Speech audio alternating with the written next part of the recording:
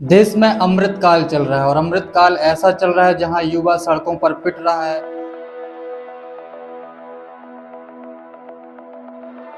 इनका एक तंत्र है लाठी तंत्र। जब कोई अपने अधिकार की बात करता है, जब कोई अपने अधिकार के लिए कुछ मांगता है, बदले में लाठी मिलती है। कि नारी प्रधान देश के रूप में हम जाने जाते हैं, लेकिन सड़कों पर नारियां पिट रही हैं। ये कितना दुर्भाग्यपूर्ण है। आप मोदी सरकार कहती कुछ है, करती कुछ है। महिला सम्मान सुरक्षा की बात करती है। आप लोगों ने महिलाओं के कपड़े खींच खींच करके उनके बालों को पकड़ पकड़ करके कल मारा है और भरमाया है। सरकार वो कह रही है कि छात्रों की आड़ में विपक्ष राजनीति कर रहा है। इस मुद्दे पर मैं तो कह रहा हूँ कि पुलिस के आड़ में भारतीय जनता पार्टी और आरएसएस के गुंडे अपने भड़ास निकाल रही है। कैसे ये जो अब सरकार है, ये अगले चुनाव में वोट मांगने इनके घर पर जाएगी, जिनके बच्चों को ये मार रही है, उस परिवार से कैसे वोट मांगेगी कि आप हमको वोट दीजिए हमारी सरकार को। देखिए, वोट मांगने तो ये जाते नहीं है और वोट की इनकी आवश्यकता ही नहीं पड़ती है। हम तो कहते हैं कि ये वोट चोरी करके ये लोग सरकार में आ जाते हैं।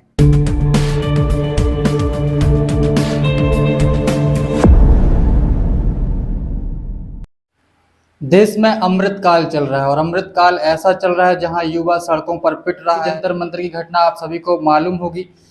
जब भी हम सोशल मीडिया खोल रहे हैं और कहीं ना कहीं कोई युवा पिट रहा है, कहीं कोई जो महिला छात्र हैं वो पिट रही हैं। ऐसे में जो सवाल है कि हम किस तरीके से विकसित भारत की ओर बढ़ रहे हैं, आइए हम कांग्रेस के जिला अध्यक्ष गुड्डू चौहान जी, उनसे बात करते हैं और इस मुद्दे पर उनके क्या विचार हैं जानते हैं। भाई साहब, आप जैसा कि देख रहे हैं एक गंभीर मुद्दा देश में चल रहा है। आपकी देखिए, विकसित भारत कहना बेईमानी है।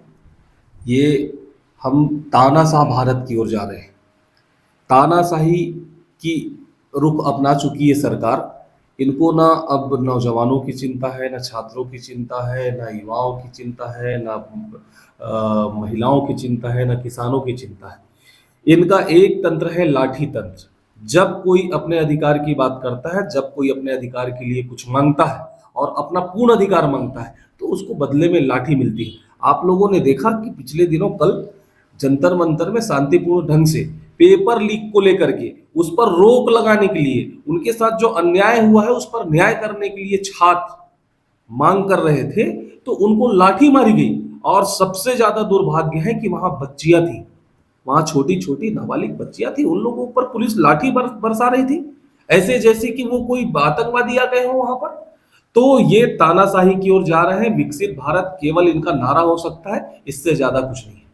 और संसद के पास जो घटना हुई, हम और जो सरकार है वह देश में दावे करती कि नारी सम्मान सर्वोपरि है और कहीं ना कहीं नारी प्रधान देश के रूप में हम जाने जाते हैं, लेकिन नारियों का जो सम्मान है किस तरीके से आपने खुद देखा कि सड़कों पर नारियां पिट रही हैं। ये कितना दुर्भाग्यपूर्ण है। आप इसको कैसे देखते हैं। देखिए, हमने आपने बस नहीं, पूरे देश ने बल्कि पूरी दुनिया ने देखा कि किस तरीके से जिस देश में बच्चियों को पूजा जाता है, छोटी बच्चियों का हम पूजन करते हैं और महिलाओं का सम्मान करते हैं, वहां पर वांचुक जी की पत्नी पर लाठी बरसाए गए।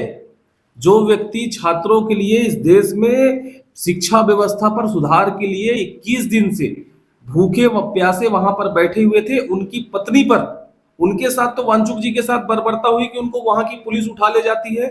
उसके बाद उनकी पत्नी जब वहां पर थी कल जंतर मंतर पर, उनके ऊपर भी लाठियां बरसाई गई हैं। ऐसी बहुत सारी महिलाएं जो अपनी बच्चियों के साथ, अपने बच्चों के साथ जंतर मंतर पहुंची थी, उन पर भी लाठी बरसाई गई है। ये केवल खोखले वादे करती है ये सरकार। मोदी की सरकार कहती है बेटी बचाओ बेटी पढ़ाओ। अरे बेटियों को तो आप खुद मरवा रहे हो, तो बेटी को बचाएगा कौन? जब सरकार ही बेटियों को मरवाने पर आ जाए, जब उन पर लाठी चलवाए, तो सरकार को बचाएगा कौन? मोदी सरकार कहती कुछ है, करती कुछ है। महिला सम्मान सुरक्षा की बात करती है। आप लोगों ने महिलाओं के कपड़े खींच खींच करके उनके बालों को पकड़ पकड़ करके कल मारा है और मरवाया है। तो आपके ये सारे वादे, सारे नारे पूरा देश और दुनिया देख चुका है और ये बहुत दिन नहीं चलने वाला है। कहीं छात्र पिट रहे हैं, कहीं पुलिस वाले भी पिटे हैं। ऐसा नहीं कि पुलिस वालों को नहीं लगा है, तो कहीं ना कहीं इसका जो मुख्य जड़ है वो कौन है। देखिए, पुलिस की तो ड्यूटी होती है। पुलिस को जो वर्दी मिली है, तो पुलिस को उसका पेमेंट भी मिलता है और पुलिस का वो काम है, पुलिस का वो दायित्व है। तो कोयले के काम करने में हाथ काला ना हो, ऐसा मैं मानता हूँ कि संभव नहीं। लेकिन हम हमेशा पुलिस कानून की इज्जत करते हैं और हम ये चीज देख रहे हैं। आप लोगों ने भी देखा है, सोशल मीडिया में देखा है कि पुलिस को चोट लगी है। लेकिन एक दूसरा जो वीडियो और सीन उसमें जो आया है वो ये है कि टी शर्ट पहन करके, जींस पहन करके, हाथ में लठ लेकर के जो भीड़ को दौड़ा रहे हैं, मार रहे हैं, और दाढ़ी रखे हुए वो लड़के कौन है? ये सवाल भी आप मीडिया के द्वारा होना चाहिए। क्लीन से होती है पुलिस, दाढ़ी, ये पाकिस्तान नहीं है, यहाँ पर ये अमेरिका नहीं है कि किसी तरीके से हमारे देश का कानून है कि यहाँ की पुलिस क्लीन से होती है, मूंछ का अधिकार होता है, लेकिन सेविंग वो नहीं रख सकते हैं। वो दाढ़ी में लोग, वो यंग लड़के जो बढ़िया दाढ़ी रखे हुए और जीन्स और टी शर्ट में और मोटे डंडे लेकर के लोगों को जो दौड़ा दौड़ा करके मार रहे हैं, वो कौन लोग हैं? हम तो कहते हैं वो भारतीय जनता पार्टी के, आरएसएस के गुंडे हैं। और उन लोगों ने पुलिस को भी मारा, उन लोगों ने छात्रों को भी मारा, उन लोगों ने आम लोगों को मारा। तो जो आप पूछ रहे हैं कि पुलिस को चोट कैसे आई, उसका जवाब मेरा ये है। जो सरकार है वो कह रही है कि छात्रों की आड़ में, छात्र छात्राओं की आड़ में विपक्ष राजनीति कर रहा है। इस मुद्दे पर कुछ? मैं तो कह रहा हूं कि पुलिस के आड़ में भारतीय जनता पार्टी और आरएसएस के गुंडे अपने भड़ास निकाल रही है। राजनीति कर रही का मतलब क्या होता है? राजनीति से तो ये देश चल रहा है, राजनीति से मोदी जी प्रधानमंत्री बने हुए हैं, राजनीति से यहाँ के कर्मचारी भर्ती होते हैं, रखे जाते हैं, और राजनीति से ही उन लोगों को पेमेंट मिलता है। तो राजनीति कोई खराब चीज तो है नहीं, राजनीति है तभी तो भाजपा सरकार में है। जो हमको ये कह रहे हैं कि विपक्ष राजनीति कर रही है, तो अरे राजनीति आप भी करते हो, इसलिए तो वहां सत्ता में हो, हम विपक्ष में हैं। तो ये बात कोई ना कहे, राजनीति हमारा दायित्व है, अन्याय नहीं कर रहे हैं, इस बात को हम छाती ठोक करके कहते हैं और गर्व है। अन्याय नहीं कर रहे हैं और कभी नहीं किया। हमारी सरकारों में भी आंदोलन हुए हैं।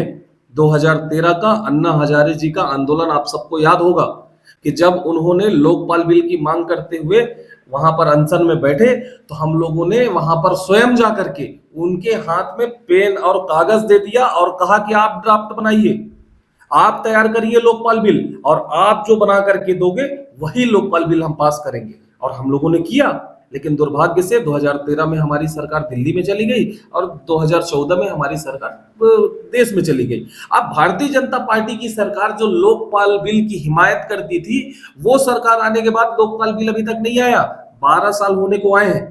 तो इनके कथनी और करनी में जमीन आसमान का फर्क है, और ये बर्बरता और ये तानाशाही मोदी सरकार को, भारतीय जनता पार्टी को नस्तो नाबूद कर देगी, ये मैं आपसे कहना चाहता हूँ। अब ये देखिए, जैसे कि भारत देश एक लोकतांत्रिक देश है, यहाँ अपने हक अधिकारों की बात रखना सबकी स्वतंत्रता है। ऐसे में जब बच्चे वहाँ पर मांग कर रहे हैं, देश में जो व्याप्त शिक्षा व्यवस्था में अनियमितताएं हैं इस पर, और कहीं ना कहीं उनकी आवाज़ों को जो दबाने का जिस तरीके से अब प्रयास किया जा रहा है, कैसे ये जो अब सरकार है ये अगले चुनाव में वोट मांगने इनके घर पर जाएगी, जिनके बच्चों को ये मार रही है, उस परिवार से कैसे वोट मांगेगी कि आप हमको वोट दीजिए, हमारी सरकार बनाइए?